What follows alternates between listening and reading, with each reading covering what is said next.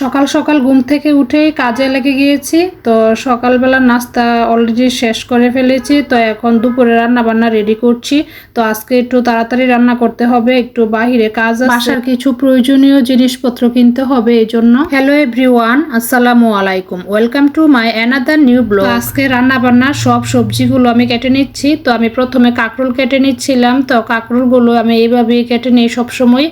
আর সাথে হচ্ছে শিং মাছ দিয়ে রান্না করব। তো এই শিং মাছগুলো অনেকদিন ধরেই ফ্রিজে পড়ে আছে, মানে পরিষ্কার করার জন্য রান্না করা হচ্ছে না, উপরে কালো স্কিনটা পরিষ্কার করার জন্য। তো আজকে করে নিলাম। তো কাটাকাটি অলরেডি শেষ হয়ে গিয়েছে। তো এখন আমি রান্না শুরু করে দিয়েছি।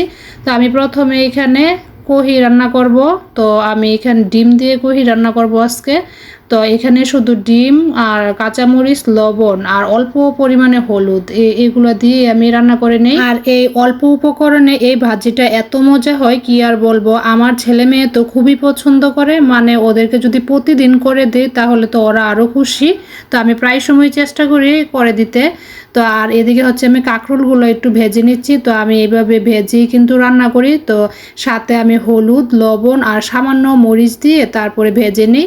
তো আর এখানে হচ্ছে আমি সাথে 2-3টা আলু দিয়ে দিয়েছি। তো আমি প্রথমে আলুটা একটু কষিয়ে নিয়েছি মশলার সাথে, তারপরে কিন্তু আমি কাঁকরোলগুলো দিয়ে দিয়েছি। আর এখন কিন্তু আর বেশি সময় কষাতে হবে না, যেহেতু কাঁকরোলগুলো বাজার মধ্যে অলরেডি সিদ্ধ হয়ে গিয়েছে। তো আমি শিং মাছ দিয়ে দিলাম, শিং মাছ দিয়ে রান্না করব।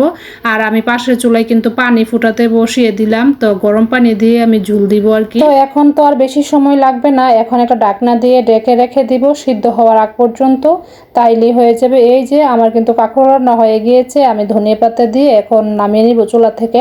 আর এই কাঁকরোল রান্নাটা আমার কাছে এত ভালো লাগে, আমার তো খুবই পছন্দের একটা সবজি।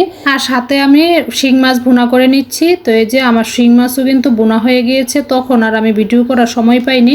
তো যাই হোক, দুপুরে খাওয়া দাওয়া শেষ করে আমি আর রাইসার বাবা একটু বাহিরে গেলাম, বাসার কিছু টুকিটাকি জিনিসপত্র কিনতে হবে। যদিও রাইসার বাবা বলছিল আজকে বাহিরে প্রচুর গরম, আজকে যাওয়ার দরকার নেই, অন্য কোনো একদিন কিনে নিও। তো আমি বলছিলাম যে না, আজকে যেতে হবে, আজকে না গেলে আমারও সময় নেই আর যাওয়ার। আসলে যারা আমার মতো কন্টেন্ট ক্রিয়েট করেন তারা তো অবশ্যই জানেন যে সংসারে কাজকর্ম করে কন্টেন্ট ক্রিয়েট করা আবার আলাদা করে সময় বের করা একটু কঠিনই হয়ে যায়, আমার তো এমনই মনে হয়। তো এই যে চলে আসলাম কিন্তু কুকারিজের দোকানে। তো আমি এখানে কিছু বাটি নিব বাসার জন্য, রেগুলার ব্যবহারের জন্য। তো আরো কিছু টুকিটাকি নেওয়ার আছে, দেখি পাই কিনা। কুকারিজের দোকানে কাজ শেষ করে তারপরে আবার চলে গেলাম, একটু শুকনা বাজার লাগবে তো বাসার জন্য, সাবান, শ্যাম্পু এগুলোই আর কি। তো তারপরে আবার ওগুলোও কিনে নিয়ে তারপরে এখন বাসায় চলে যাচ্ছি।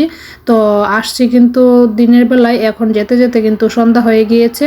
আর এই যে দেখেন রাস্তার মধ্যে এত জ্যাম, আর কি যে গরম ছিল, মানে কি যে কষ্ট লাগছিল। তো এই যে জ্যামের মধ্যে বসে আছি, জানি না কতক্ষণ লাগে এই জ্যাম থেকে বের হতে আমাদের। তারপর বাসায় চলে আসলাম। তো আজকে আমি কি কি নিয়ে আসলাম, যে কিছু জিনিস পেয়েছি তো ওগুলাই নিয়ে এসেছি, আরো কিছু জিনিস বাকি রয়ে গিয়েছে পাইনি ওখানে, তো এই জন্য আর আনা হয়নি আজকে। বাসার জন্য কিছু তরকারির বাটি নিয়ে আসলাম। তো খুবই প্রয়োজন ছিল আমার, আগের বাটিগুলো কিছু নষ্ট হয়ে গিয়েছে, আবার ইদানিং কিছু ভেঙেও গিয়েছে।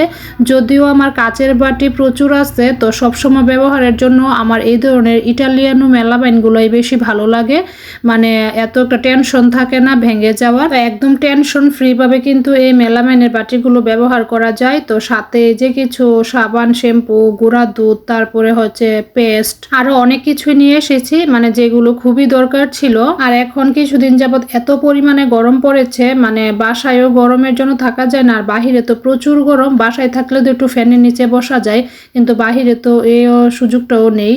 তো এই আর কি। যাই হোক, আর একটা জিনিস দেখাবো আপনাদেরকে, আমার খুবই পছন্দের একটা জিনিস, আমি কিন্তু অনেক দিন ধরে এই জিনিসটার জন্য অপেক্ষা করছিলাম। আমি তো অনেকের ভিডিওতে দেখি এই নাইফগুলো দিয়ে কাজ করে, আমার তো অনেক ভালো লাগে। তো আমি কিন্তু অনেক দিন যাবতই চিন্তা করছিলাম এরকম একটা নাইফ সেট নিব, তো সুযোগ করতে পারছিলাম না। তো যাই হোক, আজকে কিন্তু আমি নিয়ে নিয়েছি, মানে এটা আমি অনলাইন থেকে অর্ডার করে নিয়ে এসেছি। এটা আমি আরো 2-3 দিন আগেই অর্ডার করেছি, তো আজকে আমি হাতে পেয়েছি। এখানে 4টা আছে ছুরি, তারপরে হচ্ছে একটা হচ্ছে কেচি আছে, তারপরে একটা পিলার আছে। তো এইখানে হচ্ছে এইটা হচ্ছে সবজি কাটার জন্য, তারপরে এটা হচ্ছে ফল কাটার জন্য। তো আর কেচি দিয়ে তো রান্নাঘরে কাজ করা যায়, মাছ কাটা যায়, তারপরে মনে করেন কাঁচামরিচ, ধনিয়া পাতা, এগুলো আমি সবসময় কেচি দিয়ে কেটে দেই তরকারির মধ্যে।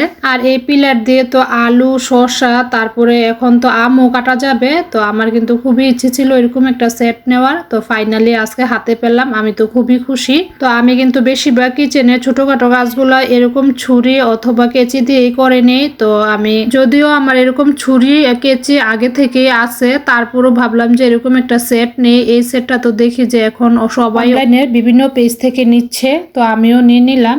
তো কেমন লেগেছে আপনাদের কাছে আমার এই নাইফ সেটটা কমেন্ট করে জানাবে। আজকের এই ব্লগটি আর বড় করব না, এখানেই শেষ করে দিচ্ছি। তো সবাই ভালো থাকবেন, সুস্থ থাকবেন, আল্লাহ হাফেজ।